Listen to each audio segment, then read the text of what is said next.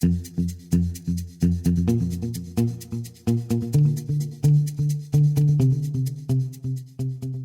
fellow innovators. This is Patrick Emmons. And this is Shelli Nelson. Welcome to the Innovation and the Digital Enterprise Podcast, where we interview successful visionaries and leaders, giving you an insight into how they drive and support innovation within their organizations. We're very excited to have Ryan Jeffery on today's episode.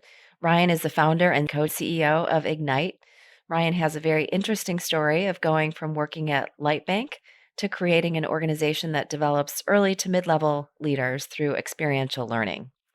Ryan is also a member at the Future Founders Foundation.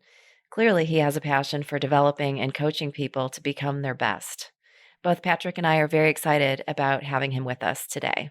Hi, Ryan. Welcome to the show. Thank you for having me. Ryan, if you wouldn't mind, can you share with our audience what Ignite is all about and how you came to making leadership development part of your career path? Yeah, absolutely. Great place to start, and appreciate you both having me on here today. I think one of the things that we believe fundamentally at Ignite is that we need a new kind of leader in the world, one that's better prepared, one that has the character and the competence in order to lead in a complex world.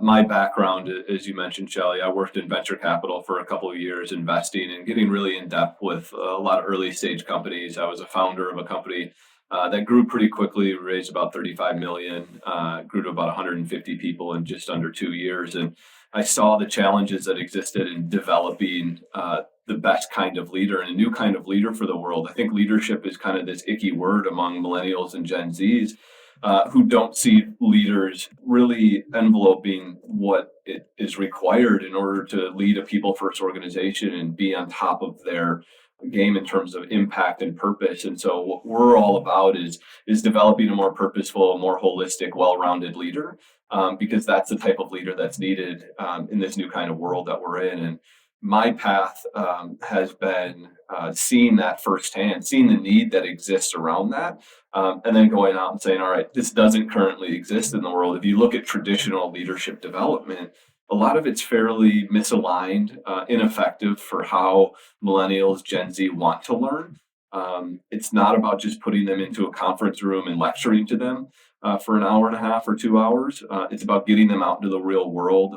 And that's my philosophy. That's what we try to spread and do at Ignite, is this really experiential, immersive type of learning that develops a better kind of leader in the world that's needed nowadays. So exactly who is like your target? We mentioned that mid-level to early leader. Yeah. So where are you finding these people, and who's like your target audience or target? Yeah. Is it a customer? Would you call it a customer? Or like? Sure. Yeah. I think one of the things that we've noticed, and again, this is my past as well in growing and building other organizations, and pretty common theme that I think people see is people don't leave jobs, they leave their managers, right? 75% of people say that their most stressful and their worst part of their job is their manager or their boss, right? And the reason why is because there's a lot of really great individual contributors who are really effective at their day-to-day job, who are put into management positions as companies grow, but aren't given the required or the necessary training on what it's like to manage people, to build interpersonal skills, relationship skills, emotional intelligence, inclusivity, those sorts of things that are required in today's workplace.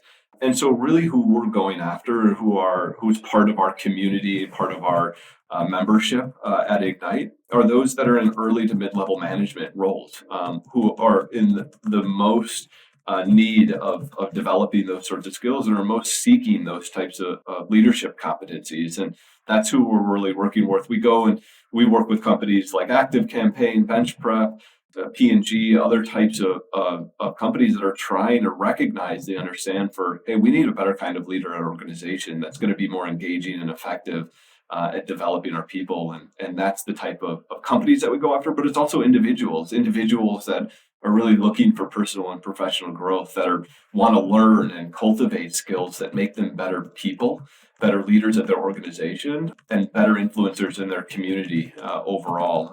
And so that's who we're working with and who are a part of our community overall. Ryan, I don't know any other organization that provides that leadership development and that immersion. Just very impressed with what you've done, and curious who some of your speakers are that you've brought in.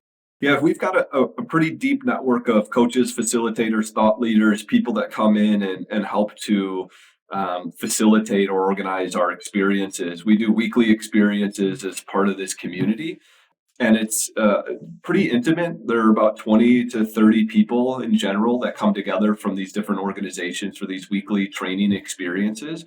But we pull in people that are experts at their particular domain to help lead these experiences and these trainings.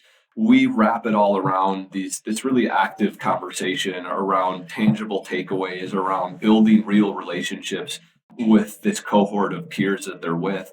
And so we're constantly working with new coaches, new thought leaders. We work with, as an example, Amanda Lannert led a conversation around her leadership journey. She's the CEO of Jelly Vision. Johnny Immerman, who co-founded Immerman Angels. But we work with a number of different coaches who are experts at emotional intelligence, self-awareness, on building more inclusive teams overall. And then we work also with nonprofits. So we've got an experience on storytelling, social justice, and resilience, and working with a nonprofit who works with recently incarcerated juvenile delinquents on bringing their story to life through plays and through storytelling. And so we believe that it's about developing more than just themselves, more than just their individual leadership competencies as a company, which oftentimes is aligned with profit and sometimes sucking the soul out of people. We believe it's much more than that. It's about leading around yourself, around your community, being a more wholehearted leader as well. And so we try to get different perspectives, different people, diverse, dynamic backgrounds to the table for this sort of personal and professional growth that we're cultivating.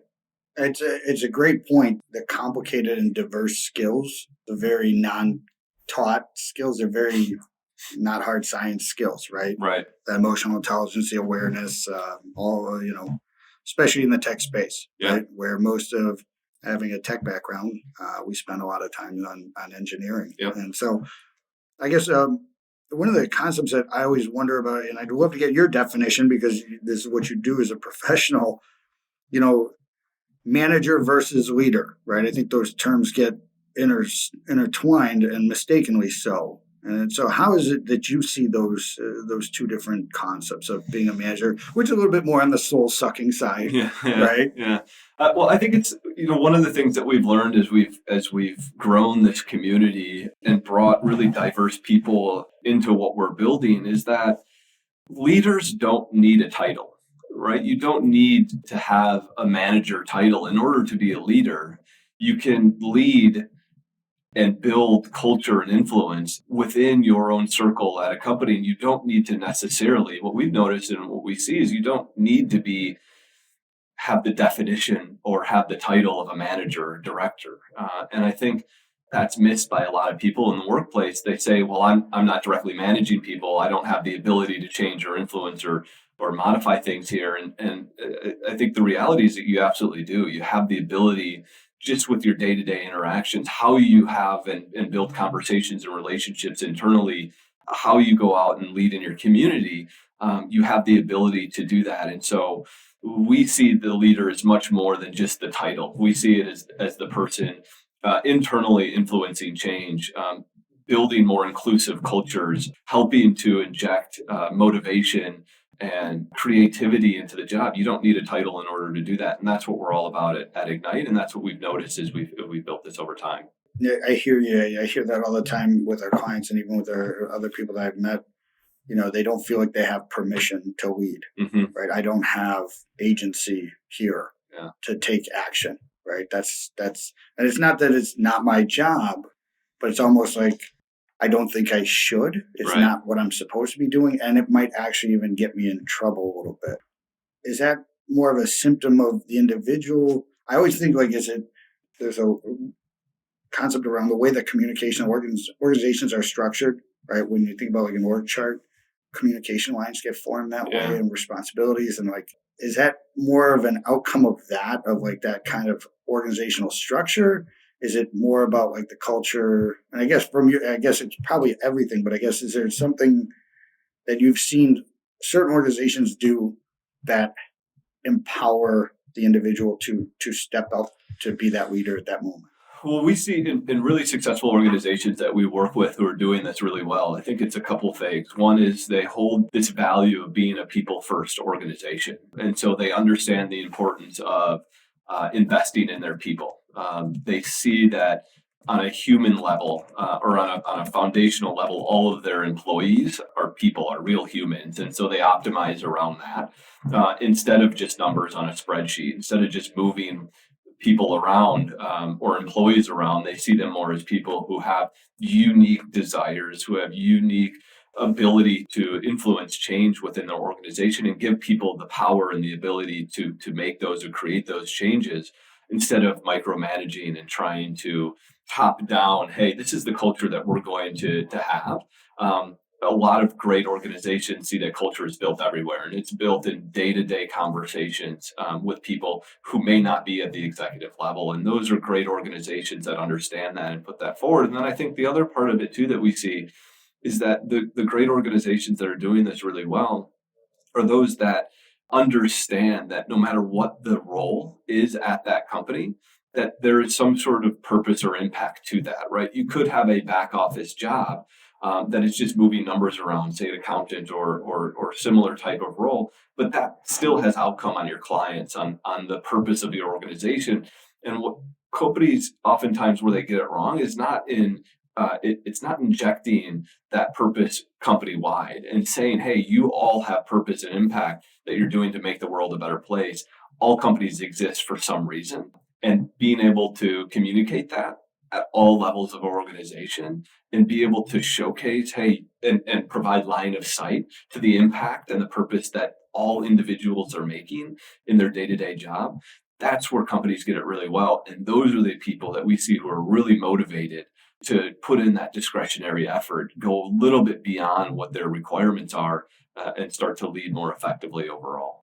It's interesting, Ryan, that you said discretionary. I was at a conference yesterday and I heard a professor speak, and he said you can always tell when an employee is engaged when they use their own discretionary time, to come up with new ideas or to come in the office the next day and say, wow, I was thinking about our situation last night, and here's some options, or here's some things we might consider. So it's just interesting that you mentioned that word. Yeah, I think one of the biggest areas that's really hard to quantify, in 360 reviews and assessments, and those things don't quite get at it, is that discretionary effort of what are employees willing to put in beyond their day-to-day job. And that's where great organizations are made, is oftentimes in that added conversation of, hey, I had this idea, this idea may have been in the shower that morning, but I had this idea of how we can make our organization more effective or more efficient. And it may not always be the right idea, and it may fail, but I think that's part of another aspect that I think you brought up is I think about that too, is the companies that inject this culture of it's okay to fail, right? It's okay to bring in some of those ideas and talk through them, even if they're not right. We're not going to put you down, and we're not going to say that's not your place to try to inject that sort of change. Rather, having this culture of all ideas can be brought to the table, and that's what makes us better. That's what great organizations do. And I think that anecdote, Shelli, is perfect. A couple of thoughts that come to mind with that autonomy of, right, one, human beings thrive on autonomy, right? Mm-hmm. It's part of what we as independent beings need, right? That's well identified, being respected, all those things. That's how you keep people in a positive, right? If they feel disrespected in any way, or, you talk about creating that psychological safety, right? That an organization like, hey, everybody here, you're not going to get fired, you're not going to be disabused, anything like that. But the concept, and I think the innovation concept that you touch on of like, hey, we can try different things here. One of the thoughts that I always have around that is one, the accountability of the role. And top to bottom, I agree 100%, right? The person who answers the phone, do they understand the difference that they're going to have on customers' impact if they answer on the second call, the second ring, not the third or the fourth, right? And that does have a direct impact on how people feel about organizations. And so that accountability, helping people understand the number, right? everybody should have one number, right? What is your one number that you're being graded on? Not 90 that you'll never be successful at, but also that locality, right? Where it's like, I understand my position. I understand how I relate to other parts of the organization, and I feel safe to innovate within my locality, right? Yeah. That like I can do a better job, but only if you actually know what the outcomes are that are going to be appreciated. Yeah. And sometimes I think like that's a trickle down of leadership, Sure. or more times than not, the lack of leadership, right? Creating that kind of vision. I see that a lot now. Is that part of the challenge when you see some of the folks that, especially in a lot of organizations where they're trying to drive costs lower and not create greater value, right? There isn't a vision of where we're going. You look, as a founder, you look at founder-led organizations and how much it's that person who's setting a 20-year vision, not how am I going to maximize my return this quarter. Yeah, I think a big element of that to kind of build on it is trust, right? Is being able to, yes, obviously have the vision for where you want to go, but you have to have the trust to be able to delegate. And this is what leadership is in a lot of ways, right? It's delegation. Everybody needs to do it. Nobody likes to talk about it. It's kind of, again, an icky word, but everybody needs to delegate if you're going to be a leader. And in order to do so, you have to be able to trust the people that you're working with and give them the ability to fail and give them the ability to come to the table with new ideas and new thoughts to take action. And the ability to learn. Absolutely, right? But I think a big part of that is if you're delegating and there's no real vision for where that action is going to go, right? That one that you're talking about, then there's no motivation to do that, right? There's no motivation to get them to actually take action on that. Or maybe there is because there's a stick that's involved instead of a carrot, and so they get it done, but they don't really learn, to your point, they don't learn why they did that. And so they're not able to then continue to do that down the road without you having to ask them. And so delegation comes with this really important flame that you have to continue to light. That's around making sure that they understand and they see, hey, there's reason for me continuing to do this. And that's about the vision that you're building as a founder, as a leader of your organization, to say, hey, this is where we're going. This is what we're doing in the world. This is the impact that we can have if we all come together. And yeah, maybe you answering that phone on the second ring because our customers are going to be that much happier. Or it could be something else that gets people motivated. It doesn't really matter, but it's around, hey, we're doing something that's really powerful here. That's leadership, coming and getting around the table and getting everybody on the same page around that, motivating toward that common goal. Where it starts to erode is where there isn't that common vision or that vision that's really shared with everybody. And there's lack of transparency. There's trust issues, right? There's delegation issues that come from that. And it's everybody kind of in it for themselves. And that's where leadership becomes soul sucking, because you're just trying to increase profits without increasing value. And the only way you can do that is by then decreasing costs. And when people see that, that's when they run for the door. And obviously in a really tight economy, tight market, you can't do that. And that's a whole nother conversation. The stick, the carrot, right? The positive, negative reinforcement. One of my luckiest decisions in life was marrying a teacher and like learning how to properly motivate people, and like watching her with second graders.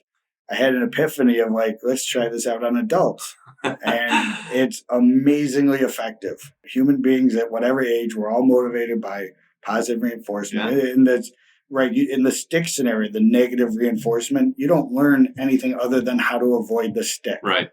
But you don't get to that discretionary effort until you feel joy. Yep. So the dopamine goes off and you're feeling great about yourself and you're going, hey, let me do this again. And there's a great book by Aubrey Daniels that goes through all of this that I read a couple years back that I think is really fantastic. It's a very big book, but it really covers like the three different phases of motivation: the positive reinforcement, the negative reinforcement, and then the lack of, on the positive reinforcement, there's the praise, right? Yeah. On the negative is the punishment and penalty, right? And then I think what happens in most of, and don't get me wrong, I haven't worked in corporate America in a long time, but I do work with corporate America. There's this concept of the gulf. And that is when you use negative reinforcement, you do get reactions. People will go through pain aversion, right? You go through positive, you're trying to drive towards that discretionary effort. more times than not, what I see with leaders is no action. There's a behavior that needs to be fixed, right? Or addressed. Yeah. I shouldn't use the word fixed, but, needs to be addressed. And it goes unaddressed. Yeah. And because it is, it kind of calcifies. Sure. And then becomes the way we do things. Yeah. And so is that something you're seeing with folks of like, they're just so used to like, hey, something bad happened. And as a leader, your job is to do something. And even if it's negative reinforcement, my opinion, negative reinforcement's not bad in the vacuum of you don't have any other ideas. Because you'll at least get an action that you could potentially praise. Yeah. But the gulf seems so much more pernicious. Well, I think there's certainly a rabbit hole that we can go down to in terms of behavioral psychology and even around child development, right? In terms of there's what we see and certainly what our community and some of our experiences ensure that we're effectively teaching is the sense of there is a tangible action that comes from it, right? And I think you go back to your point though around people are almost immobilized by this sense of not taking action when somebody has some sort of behavior that they need to change. It's oftentimes due to this fear mechanism that exists around, I don't want people not to like me. Right. I don't want to go and tell this person that he's wrong or give them some sort of action because it's easier not to. It's easier not to say anything at all than it is to have those hard conversations, which may be perceived by that person as sometimes being potentially negative, right? If you're telling somebody that, hey, you're doing this job that isn't the way that it should be done or whatever it may be, or there's a better way to do it, there's always this fear that I'm not going to be liked. And so there's a right way to do that. And there's like intrinsic, extrinsic motivation around getting people to take action in a certain way. But oftentimes that first step for a leader is just to take that first step and have a conversation, right? And make sure that you're talking about, hey, this is the behavior that's going to set you up for success, right? And if you make it about them and their goals and what they want to do in the world and make it something that ties back to their own motivation, that's where it can be effective. If it's about me as a leader, that's where it's, well, hold on now. That's where it can get into some troubled waters. But oftentimes it's first just taking that step and being able to say, hey, we need to take action on this.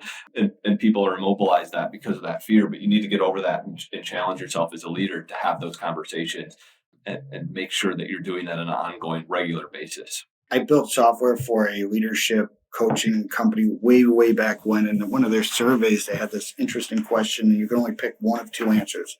And it was in regards to conflict. 1, I run from conflict. 2, I run towards conflict. And I remember thinking as I was writing out the code, like, well, what about the third one? Like, I'll engage in conflict when I have to. Yeah. And I asked the PhD who had written it up, and I asked him, like, why isn't that one of the options? Because it's not a real option.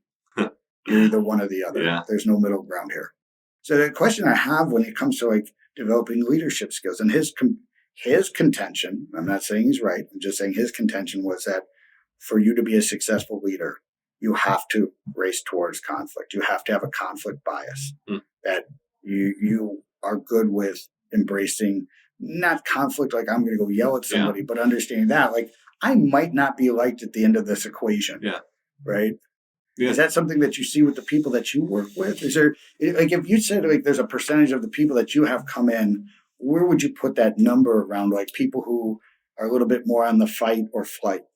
I mean, people are different journeys along their leadership path, right? And so, and some people have different ways of leading overall. Our philosophy, our mentality, and kind of our curriculum, our framework is that action is better than inaction, right? That going out and actually having those conversations, those hard conversations. Even just asking a question. Right? Why did you do that? Exactly. Are better than not, right? There's a whole lot of factors around that. But we also take it a step beyond that as we think about how we're training and developing leaders, is that there's an effective way to do that and there's an ineffective way to do that, right? And there's an effective way to do that around being more self-aware around what your actions, what your body language, even the inflection of your tone, how you're listening to people, those sorts of things, how it directs how that conversation goes versus how it doesn't. And that's what we try to develop in leaders is understanding, hey, there's a really good way to do that, to have those conversations. The first step is to take that action, but there's a really good way to really motivate and get people aligned around that, understanding their intrinsic, extrinsic motivation. First, understanding that everybody's different in this, and you have to lead people differently. It's not a one size fits all, which is, I think, a little bit around this traditional leadership development is kind of this one size fits all mentality. Let's just slap on a training. It could be around diversity and inclusion. It could be around motivation or communication. One size fits all. It doesn't necessarily work. It has to be more in tune with that individual and being able to get them motivated around what they care about. Everybody has different experiences, and that's true for leadership and what they want to do in terms of their overall goals long term. So, Ryan, if we could, I'd love to go back and talk about your first stint as a founder. I know you've done this a couple of times, and Patrick and I have talked to a lot of entrepreneurs, and it seems as though there's a theme in terms of, what they thought they wanted to create, certainly changed over time or through their experiences. So just curious if you could share some thoughts on that. For me, I've always been on the mentality, and this maybe comes from a little bit of, my first job out of college was at a pretty big venture capital firm here, investing in companies and seeing the progression of ideas in the early stages, how they transform and change as the company grows and as you take it to market and as you start to get feedback from people and actually talk to customers, and have seen just about every company that I've been involved with, the idea that you initially have is never the idea that actually comes to market 6 months or a year later. And I think being able to adapt and be flexible based on market demands, based on what the market says, based on what your customers say is a really important quality of any entrepreneur. And I think part of that is accepting that you're oftentimes going to be wrong and you're going to fail in different approaches. And even candidly with Ignite, we've changed our model as we've gone down this path. Initially, Ignite, when we launched 3 years ago, was focused on these international experiences. These were these really powerful, inspiring experiences to Africa and to Latin America that were 4 days to a week long, that we'd be facilitating for companies to help them develop more globally minded leaders. And while we still do that, we realized that there was a much bigger need and a bigger opportunity in developing and cultivating this community where people could much more easily come together and participate in these experiences here in Chicago. And so that's what we pivoted, to use a overused term, into is we changed and we recognized that we were wrong before. And so I think a big part of an entrepreneur's journey is recognizing, understanding when they're wrong and being able to course correct quickly. And that's what makes a really good leader, I think, as well, is understanding that there are different dynamics and different people that come into play, and you have to be flexible and willing to change direction or change course. And that's not, with every piece of feedback, you change what you do, but you have to be receptive to that and understand that sometimes you're going to be wrong and sometimes you're going to fail. You're going to come out stronger on the other end when you're able to overcome those sorts of things and at least recognize, hey, I'm not infallible. I get things wrong. I understand that, and I'm going to be okay and better because of that on the other end. Yeah, very oftentimes when you hit those phases, I try to remind everybody it's the cost of education. Yeah. Right? Welcome to it. You get unique experience of seeing not false victories, right? Yeah. Not manufactured victories, but real victories. Can't have real victories without some mistakes. Yeah. I think part of that too is being really, really purposeful about recognizing when things aren't going right. I think there's this distortion field I talk about a lot in entrepreneurship, but that founders put themselves through, that my idea can never be wrong. It's my baby. It has to be right. And when that wall comes down a little bit, you're able to understand that, well, maybe there's a better approach or a different approach. That's, I think, where some of the best ideas are born. And it's that, going back to what you said earlier, Patrick, about it's the running towards that conflict or away from it. I think as entrepreneurs, you have to run towards that fear in some ways and understand that it's going to be okay, and you're going to be okay when you get out on the other side of it. Yeah, I think and from a leader standpoint, right? Like the entrepreneurs or just even leaders in regular organizations, right? you've got to call it Yep. out fast. Yep, right? absolutely. And address it, but do it in a productive way. Yep. This is not dwell on the past, not like ruminate, not go over it, shame, blame, all that bad stuff. But really say, okay, well, that happened. Yeah. Right. How are we going to get better now? That's right. How are we going to get better as a team, as an organization? Right. When I started one of my previous companies, there was about a 2-year period where like every Monday morning I'd wake up and the first thought I'd have is, are we dead? Right? Yep. We're not? We're not. Good. All right, put your feet on the floor. Let's get going. Right? Yep. The water's still running in the bathroom. We're still good. Kids are fed, got food. And I mean, that's a different type of experience. But I think, some of the things that you talk about, I've seen it in a lot of the materials. Like I saw an image on your website about life begins at the end of your comfort zone. Yeah. Right? Yeah. I really like that phrase. If you could explain what that means to you. Well, I think it's the sense that we're always constantly pushing ourselves. And I think that whether it's at an organizational level, at a team level, at a personal level, that we've always got something to learn. It goes back to kind of the growth mindset mentality of there's always something more out there that I can be learning, that I can be doing to make myself better. We're constantly trying to optimize and make ourselves the best versions of who we are. And we truly believe that. That's part of the community that we're cultivating and Ignite with individuals and with companies that we work with, is that we want people that genuinely believe that they want to become and they're looking to become the best version of themselves. And that means that you're learning. And to learn, you don't do it in a silo. You don't do it in a way in which you're not pushing yourself outside of your comfort zone. You have to be constantly looking at ways to push yourself outside of your comfort zone. That's what leadership is in a lot of ways. And you have to be willing to do that. And that's where the journey begins for us, and is a really important part of any big, great story that exists out there. Yeah. Also a great book is that mindset you touched on. Yeah. Right? Having a growth mindset versus a fixed mindset. Yeah. And again, I think that's a great book for everybody. It'll impact you as a fellow employee, yeah, as somebody who leads people, as somebody who's led by people, as a parent, as a spouse, yeah. Right? You really kind of get a better understanding of like, why am I reacting this way? And you get some hard look at yourself where it's like, I think there's different zones of your life where it's like you have maybe a more of a growth mindset than a fixed mindset of like, this area I'm a little more insecure about, so I'm triggered, right? Or yeah. Maybe my identity is a little bit more hardwired to this concept than that concept, right? Like, yeah. If I go to CrossFit, I'm going to have a growth mindset all day because like I don't really care about it. So it's easy to have a growth mindset there, like, oh, I didn't really make it through, and I had to do like the push-ups the soft way, and that's okay, right? Yeah.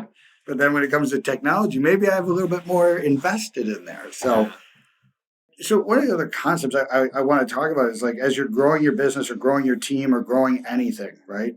Sometimes you see, I use this concept with a lot of the entrepreneurs that I've worked with, either in Vistage or I've known in Vistage and other organizations where, the entrepreneur is the engine of the organization in many ways, right? It makes the thing go, right? It's their gumption, their energy, their idea, right? They exhilarate a team and they get it going. And the visual I always have is this idea of like a horse and a cart. And the entrepreneur, the leader is the horse and is pulling the cart and really getting the cart to start moving. And then it starts picking up speed. And one of the tricks from my perspective of like successful entrepreneurs is how do you move from pulling the cart to riding on the cart? Yeah. And then the ninja move is actually skiing behind the cart, mm-hmm. right? So that like you're mildly tolerated in your own business, right? Because you're the dumbest person there, yep. Right? Which should be your goal, yep. Right? So it's like, should we run it by the old man? He's an idiot. Awesome. That is the objective, right? So from that perspective, though, there's too many times I see people who get good at being the horse and then they get tired and then the cart runs them over. Yeah. And like, so from your experience of like, how do you take the people who are doing the work and infuse them with those types of leadership skills so that they can start lessening the burden, but also I think creating greater innovation in the organization, to your point of that locality and like yeah. accountability? Well, I think some of it is what can be taught and what can't. I think that if you're that horse and you're leading that organization in the early stages, first of all, you have to be running in a lane that you're really, really excited and passionate about running in. If you're running on a path where you're just not that excited to continue to wake up and run every day and continue to be that horse that guides that organization because you're going down a path that you're not that excited about, it has to, first of all, be something that you're absolutely 100% committed to and excited about, knowing that the path potentially changes, but that you have a guiding star that you're at least viewing down the line that you're running towards. And so I think that's the fundamental part of it. And it's not where I think a lot of people get that wrong. It's not in building something. The end goal should not be in building something that you could sell in 2 years or 3 years, right? It's not entrepreneurship for the sake of I'm going to flip this to Facebook or Google. It's about building a company that's going to be around 100 years from now. And what is that sort of organization or company that I'm building that people are going to be able to come on board with, and I'm going to be able to lead initially, and then as you said, ski on the back of. It's first of all getting that right. And I think some of the tangible skills that kind of come along with that as you build and as you grow as a leader are, and you talked about it earlier, but what we view is really important. This is just in our work at Ignite. A lot of those skills that are more technical in nature can be taught on an online course or whatever. We see that a lot of the more essential skills are what people call the soft skills today, right? It's the essential skills, though, around building relationships that are really strong, around being self-aware, around being empathetic around your team, and understanding that they are their own humans that have their own desires and goals, and you're trying to get them along with what you care about. It's about understanding that in order for my company to be really, really strong, I need to build a really inclusive team and diverse team that can come along with that. It's those sorts of things that we really preach and we really see as the important foundation of leadership in the world today that other organizations or other leadership development companies aren't doing a good job of developing. And that's why we want Ignite to exist, is because that sort of powerful type of learning, we believe can only happen through getting out into the community, learning it with other cohorts of peers, and being able to do it in a way in which you're taking tangible application back with you. And so some of those sorts of skills that come along with building, growing a team are those things that can be learned, that can be developed in people, and understanding what's going to motivate somebody, what's going to bring somebody along for that ride is really important. And that's where Ignite comes in on that path. Well, I think your mission is really impressive. I think it's definitely needed. I think the lack of leadership development in the new ways that are required for organizations to be successful is absolutely underinvested in at this point. And some of the organizations that you brought up, it's clear that they have a commitment and they understand that this is going to be the difference. So I think everybody who spends time listening to our podcast or participates in some of the roundtables, innovation requires leadership, right? Where are we going? How are we going to get there? Yep. And then inspiring, building a strong relationship, building trust. Yeah. Right. There's such critical elements. So I would invite everyone listening to, check out Ignite, see if it's a good fit. There's a lot of really great reviews I've read. A lot of people that I know have participated, and they've all had such wonderful experiences. So thank you. I want to say thank you for coming on the show and sharing your experiences. It's been really a lot of fun. Yeah, it's been a pleasure. Thank you for having me. I really appreciate the conversation and being able to share some of this with everyone. Thanks, Ryan. Thank you, Shelli. So we also wanted to thank our listeners. We really appreciate everyone taking the time to join us today. And if you'd like to receive new episodes as they're published, you can subscribe by visiting our website at dragonspears.com/podcast or find us on iTunes, Spotify, or wherever you get your podcasts. This episode was sponsored by Dragon Spears and produced by Dante32.